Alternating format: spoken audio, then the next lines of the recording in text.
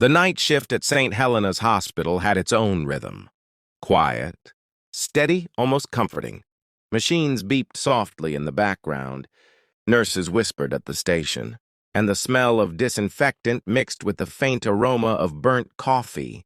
For Nurse Emily Parker, it was another night of caring for new mothers and fragile newborns, her favorite kind of work. Emily was just 24, fresh out of nursing school, with a determination that had quickly earned her respect among her peers. She loved her job, the late-night feedings, the midnight charting, the quiet reassurance she could offer to scared new parents. That night she was caring for Jenna, a young mother recovering from a complicated C-section. Jenna's newborn slept peacefully in a bassinet near the bed, his tiny chest rising and falling in steady rhythm. Emily checked the vitals, smiled softly, and jotted down her notes. She didn't notice it at first, the way the halls had gone unusually silent, the absence of the security guard who usually sat at the front desk, humming to himself. It wasn't until she heard the sound, heavy boots pounding against the linoleum floor, that her instincts kicked in.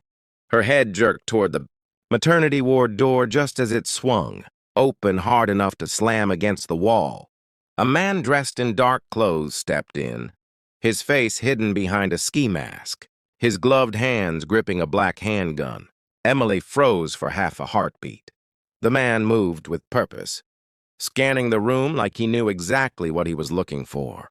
Jenna stirred awake, her confused whisper turning into a terrified gasp when she saw him.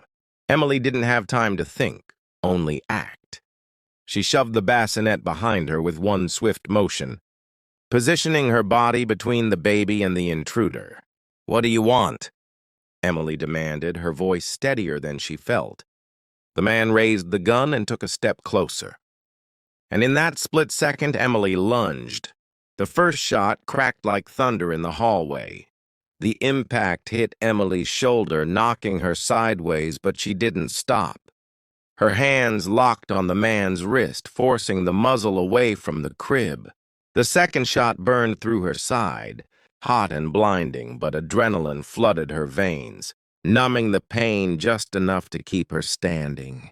Somewhere behind her, Jenna was screaming, the baby wailing, but Emily's entire world narrowed to the masked man and the weapon in his hand. A third shot rang out, grazing Emily's thigh. She felt the warm sting of blood soaking through her scrubs. But she pushed harder, slamming the attacker against the wall. He cursed, trying to shake her off. Two more shots exploded, one grazing her back, another shattering an IV stand inches from her head. The metallic clatter of falling, equipment mixed with the sound of her own ragged breathing. Still, she didn't let go. "Run!" Emily shouted over her shoulder, and Jenna obeyed, dragging the bassinet toward the far corner and shoving it under the bed. The man jerked his arm free, shoving Emily hard. She hit the floor, her palms sliding in a smear of her own blood. Dizziness crashed over her, her vision blurring, but she clawed toward him anyway, trying to grab the weapon before he could turn it back toward the crib. An alarm finally screamed down the hall. Someone must have hit the panic button. The man cursed again, glancing toward the door. He wasn't expecting backup this fast. Emily tried to rise, but her legs buckled. Still, she put herself between him and the baby, even from the floor. That was when the sound of boots echoed again, heavier, faster, coming closer like a freight train. The attacker turned his head, just as a new figure barreled through, the double doors like a force of nature. Colonel Alexander, Alex Hayes, had seen war. 30 years in the Marines had taught him to tell the difference between a false alarm and the real thing, and this was no drill. He had been visiting his injured son in the trauma ward one floor below when he heard the shots. His body moved before his mind caught up. He sprinted for the stairs, his boots pounding with the same rhythm as they had in Fallujah and Kandahar. When he hit the maternity ward, he saw her, a young nurse bleeding on the floor, fighting to stay upright. His eyes flicked to the attacker, gun still raised, and in that instant, something primal took over. Alex didn't shout. He didn't warn. He charged. The man swung the gun toward him, but Alex was faster. He slammed into him like a linebacker, sending the weapon skittering across the tile. In one brutal move, Alex twisted the man's arm behind his back and drove him, face first, into the floor. "Don't move," Alex growled, his voice low and deadly. The man struggled, but Alex's knee pinned him with the kind of pressure that made it clear this fight was over. "Nurse!" Alex barked, glancing toward Emily. "Stay with me. You're not going out on my watch." Emily's lips moved soundlessly. She gestured weakly toward the bed. "Baby." Alex's eyes softened just a fraction. He turned his head and spotted the terrified mother crouched under the bed, clutching her child. "You're safe," he said firmly, his tone leaving no room for doubt.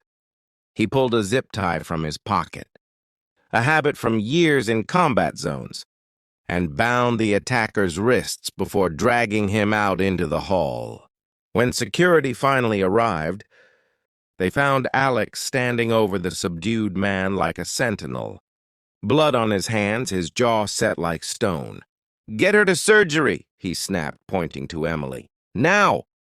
The next hours blurred into organized chaos.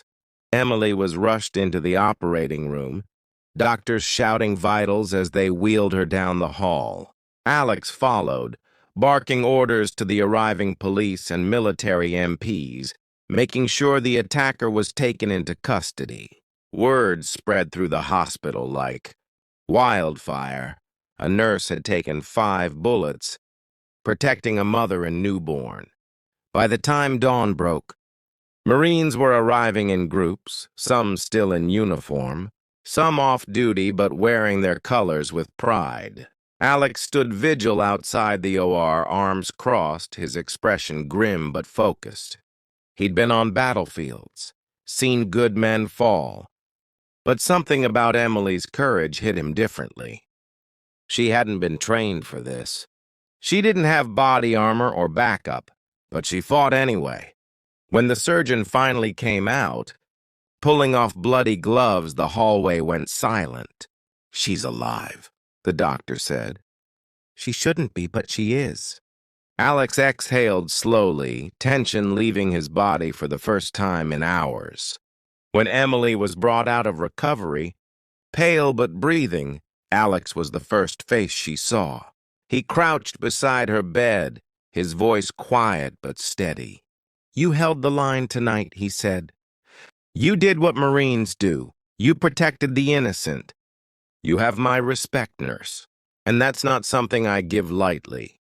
By sunrise, the hospital parking lot looked like a military formation. More than 500 Marines stood outside, boots polished, uniforms crisp, their presence turning the quiet neighborhood into something out of a ceremony. Inside, staff whispered in awe as they wheeled Emily toward a window. When she saw them, tears filled her eyes. She tried to sit up, but Alex put a gentle hand on her shoulder. "They're here for you," he said softly. Jenna, the mother Emily had saved, stepped forward holding her baby. "He has a name now," she said, her voice breaking. "Alexander.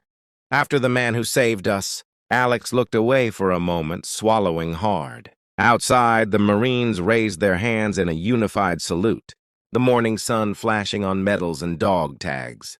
The hospital staff fell silent, some even wiping their eyes.